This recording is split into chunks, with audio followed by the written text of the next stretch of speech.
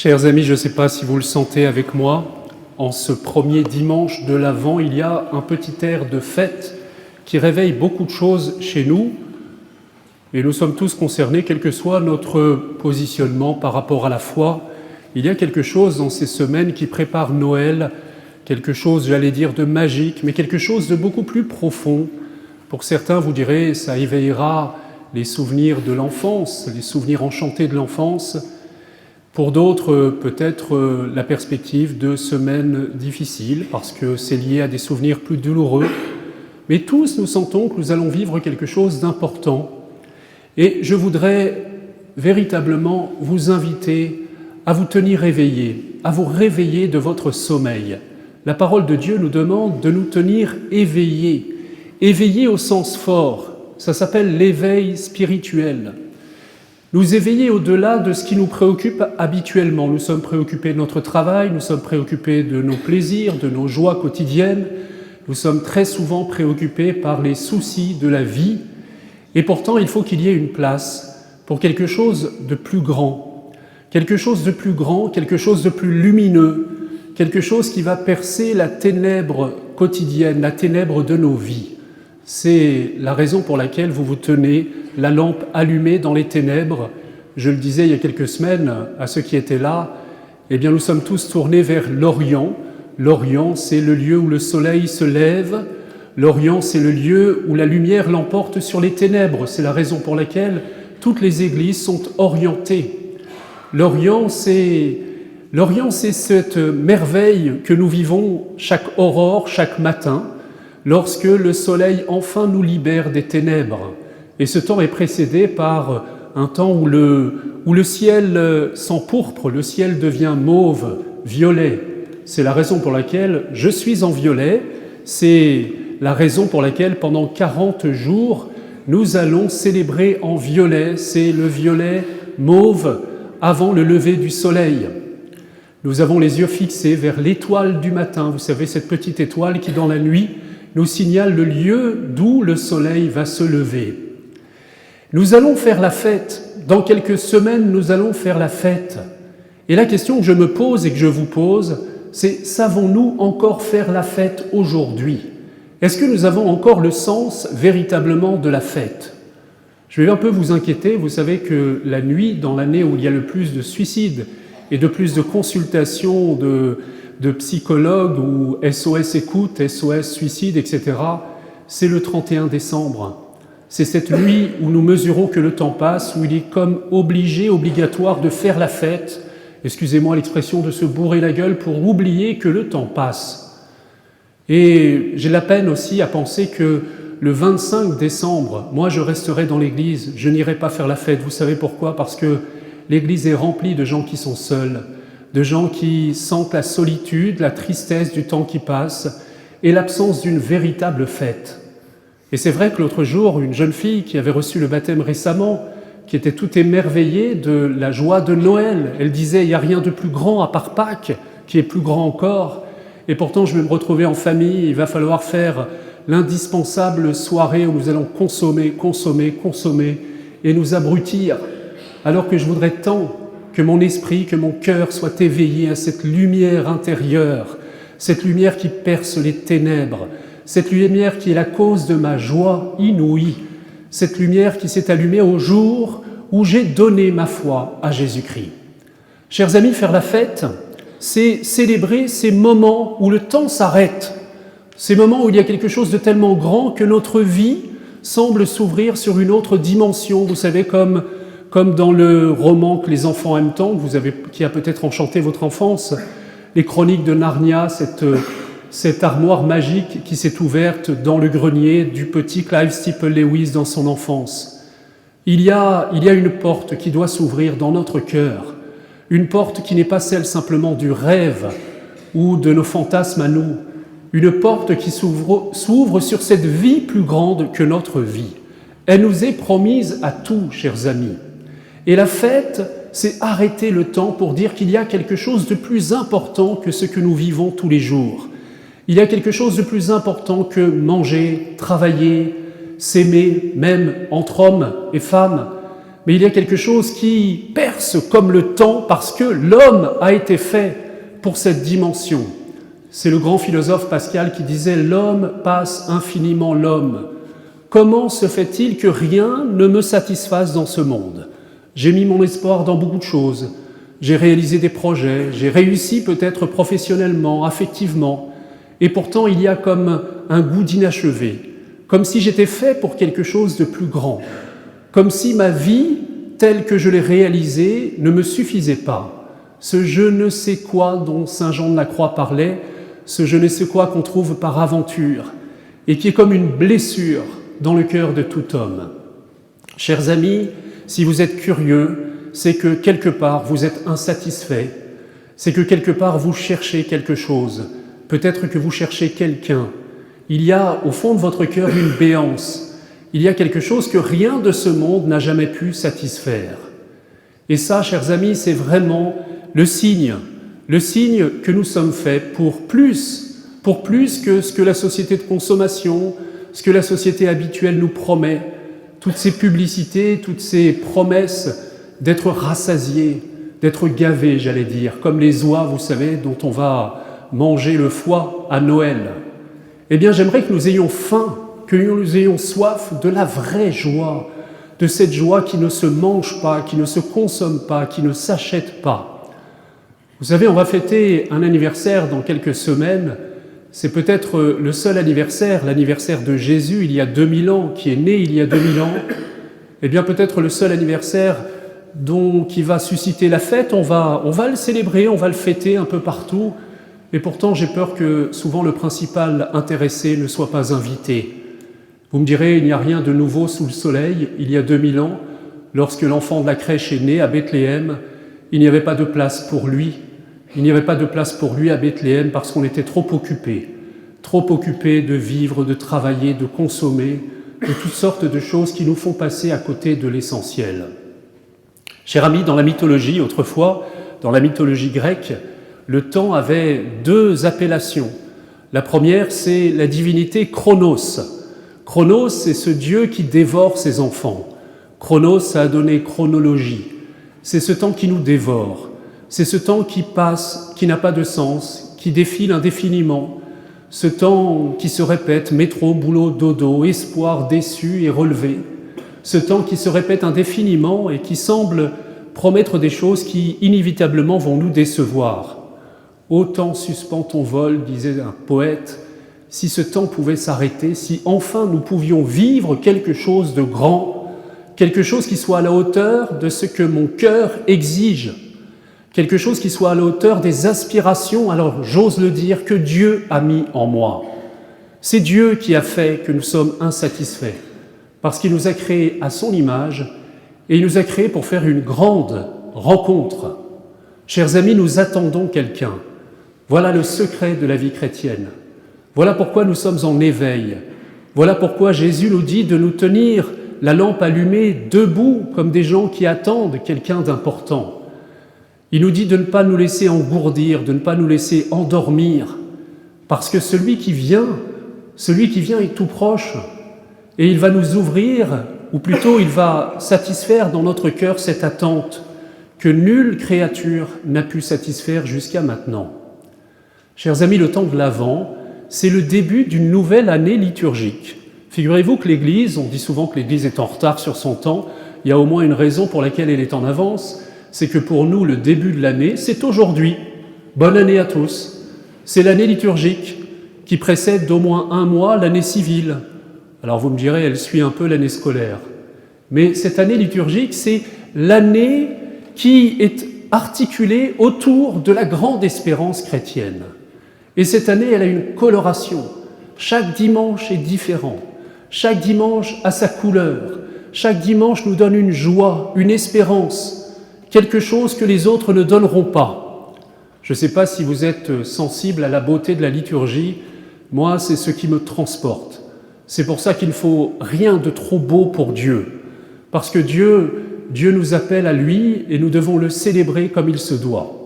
Alors je suis en violet, figurez-vous, et ça va être pendant plusieurs semaines, comme je vous le disais, c'est le violet de l'espérance, le violet de l'attente, le violet du temps de l'Avent, parce que le Seigneur vient, nous y reviendrons. Et puis dans la nuit de Noël, parce que les grandes choses dans la tradition chrétienne se passent toujours la nuit. C'est dans la nuit d'une grotte à Bethléem que le temps de l'histoire a été bouleversé. Parce que ce chronos s'est arrêté, ce temps désespérant qui ne fait que se répéter toujours, vous savez, cette espèce d'éternel recommencement à l'image de la nature. Pourquoi recommencer l'hiver puisqu'il y aura le printemps après ? Et pourquoi voir l'automne arriver puisque c'est toujours la même chose, et c'est un peu dans nos vies comme ça. Eh bien, il y a quelque chose qui a inversé complètement l'histoire du temps, à tel point que notre calendrier est entièrement calqué sur cet événement, il repose sur cet événement. Un jour, un petit enfant est né quelque part dans un pays obscur à l'époque, coincé entre les grandes principautés, les grandes souverainetés de cette époque, en Palestine. Un petit enfant est né dans la grotte de Bethléem. Cet événement, chers amis, auquel nous nous préparons pendant le temps de l'Avent, cet événement est un événement historique et réel. J'entendais l'autre jour, dans une émission de télévision, un philosophe reconnu, apparemment, qui disait qu'on n'était pas sûr de l'existence de Jésus de Nazareth.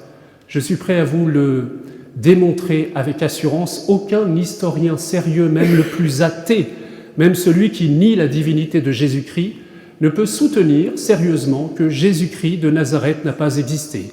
Nous sommes plus sûrs de son existence que celle de Napoléon et de Jules César, et ça n'est pas une provocation de vous le dire, c'est une constatation, simplement un fait. C'est un fait. Nous avons un fait indubitable, c'est qu'un homme s'est levé dans ce pays. Alors il faut croire, c'est vrai, il faut la foi pour croire en la résurrection, croire en sa divinité. Mais l'existence de Jésus de Nazareth et l'existence de cet homme dont le message a transformé l'histoire de l'humanité, l'a inversé pour toujours. Plus jamais l'humanité pourra faire comme si Jésus de Nazareth n'avait pas existé, même si dans notre société on fait tout pour le gommer. Même si je voyais encore chez Ikea l'autre jour plein de petits Bouddhas, mais je cherche encore un crucifix ou une crèche. Je cherche encore dans les magasins qui nous entourent et même dans les marchés de Noël une crèche. Pourtant cet événement a marqué de son empreinte l'histoire de l'humanité. Cet homme a bouleversé son temps, a bouleversé l'humanité pour des siècles. Eh bien nous nous préparons parce que nous nous souvenons de la première venue de celui qui vient. C'est une venue dans la chair, dans l'histoire. C'est une venue qui a eu lieu il y a 2000 ans. C'est une venue qui peut être datée historiquement. Alors pardonnez-moi, nous sommes sûrs et certains de la date exacte. C'est le 3 avril de l'an 33 de notre ère, de la date de la mort de Jésus à Jérusalem.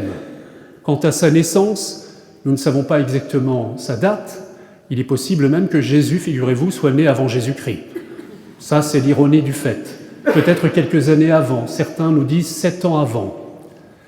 Vous savez pourquoi la fête de Noël a été choisie à cette date-là ? Parce que c'est au moment du solstice d'hiver, c'est une date symbolique. C'est le jour où la lumière l'emporte sur les ténèbres. Vous voyez que nous sommes dans la période où les jours sont les plus courts. On part le matin, il fait nuit, on rentre du travail le soir, il fait nuit. La nuit nous envahit de partout. Et à un certain moment, alors que les jours seront les plus courts, le temps va s'inverser et petit à petit, la lumière va l'emporter sur les ténèbres. Eh bien, c'est cette date hautement symbolique qu'on a choisie pour célébrer Noël. Parce que lorsque Jésus est né, ça s'est fait dans un anonymat total. Il y avait, paraît-il, quelques bergers. J'en reviens, il y a quelques semaines, avec certains d'entre vous, en pèlerinage en Terre Sainte. Nous sommes allés sur le champ des bergers, c'était très poignant. La nuit, nous pouvons penser à ce moment où le ciel s'est embrasé et des hommes, quelques bergers égarés dans la plaine, se sont sentis attirés à aller dans cette crèche, dans cette étable, où un enfant, semblable à des milliards d'autres enfants, était là. Et ce petit enfant, eh bien, nul ne le savait, figurez-vous. Dieu s'est fait homme, et les journalistes, les réseaux sociaux, les influenceurs n'en ont rien su à l'époque. Tout le monde l'a ignoré. C'était connu d'un homme, d'une femme, de quelques bergers. Ça s'est fait dans le secret, dans l'humilité. Cet homme a réuni autour de lui des foules, c'est vrai. Cet homme a marqué de son empreinte, comme je vous l'ai dit, le temps parce que la parole est restée, mais cet homme est mort dans l'humilité la plus incroyable qu'on puisse imaginer, celle d'un condamné à mort, d'un moins que rien pour l'époque, crucifié, en disant « Seigneur, pardonne-leur, ils ne savent pas ce qu'ils font ». C'est une parole de feu qui a transformé pour toujours l'histoire de l'humanité. Chers amis, nous faisons mémoire de cet événement, de la première venue du Christ. C'est d'abord le premier sens du temps de l'Avent. Deuxième venue, parce qu'il y en a trois, nous attendons, en même temps que nous faisons mémoire d'une venue dans l'histoire et qui a eu lieu dans le passé, nous attendons la venue du Christ, non plus dans l'humilité et l'anonymat, mais la venue du Christ dans la gloire.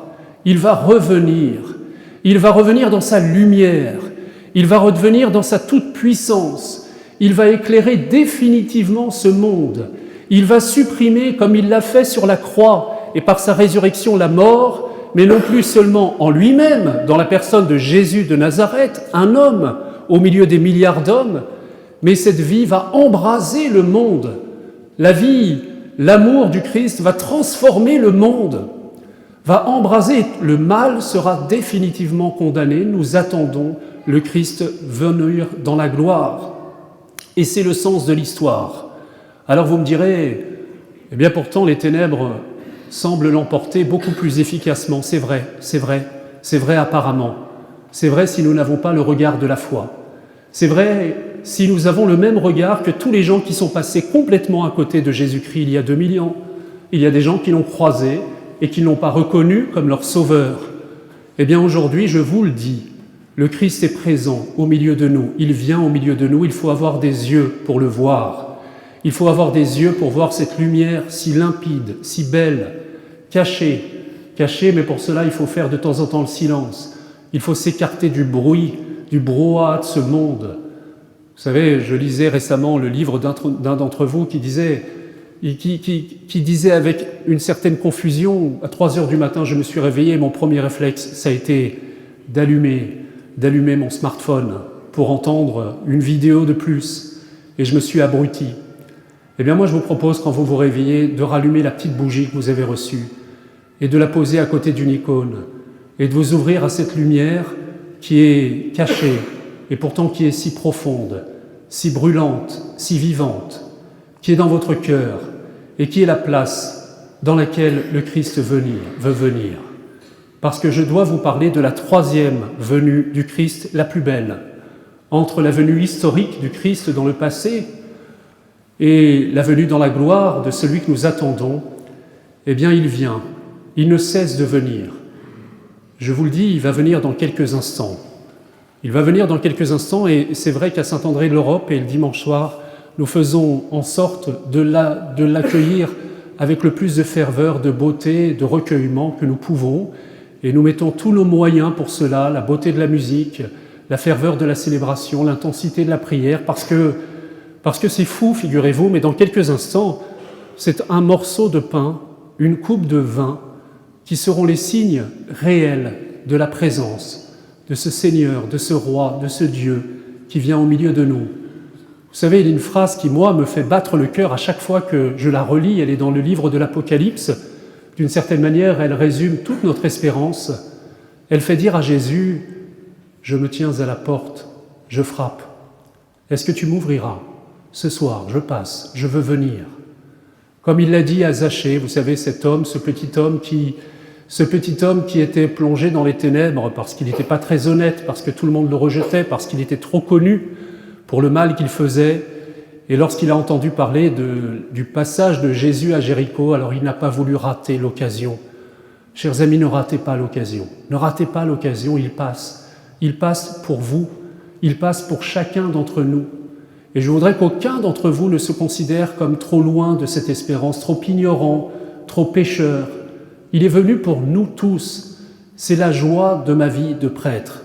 Il n'y a rien de plus grand, de plus beau qu'un cœur qui ouvre la porte à la présence de cette lumière, à la présence de celui qui est notre Sauveur, à la présence de celui qui vient tout transformer dans nos vies, pour peu que nous acceptions d'entrouvrir la porte de notre cœur, pour peu que nous acceptions de nous détourner quelques instants de nous-mêmes pour être attentifs à celui qui frappe à la porte. Je me tiens à la porte et je frappe, celui qui m'ouvrira, j'entrerai, je prendrai mon repas avec lui. Nous ferons avec le Père et l'Esprit Saint, qui ne font qu'un seul avec moi, dit Jésus, nous ferons en lui, ce soir-là, notre demeure. Chers amis, c'est ce que je vous souhaite. Soyez vraiment les bienvenus dans cette Église. Et pensez que maintenant, et nous allons prendre quelques instants de silence, cette parole, elle est pour vous, je me tiens à la porte et je frappe, c'est la plus belle des venues. C'est la venue du Christ dans le secret de nos cœurs. C'est la venue du Christ qui se cache parce que la grandeur aime se voiler, la toute-puissance aime se cacher derrière l'humilité et l'amour. Il va se cacher dans quelques instants derrière cet humble morceau de pain, ce signe de la table, du sacrifice, de l'Eucharistie. Oui, il est là, il est véritablement présent. J'aime à faire mémoire du curé d'Ars, vous savez, ce saint curé d'Ars, au XIXe siècle, peu après la Révolution, qui, lorsqu'il prêchait comme moi, était parfois pris par l'émotion et s'arrêtait et se tournait simplement vers le tabernacle qui est éclairé, et il bredouillait, il dit « Il est là, ouvrez-lui votre cœur. » Amen.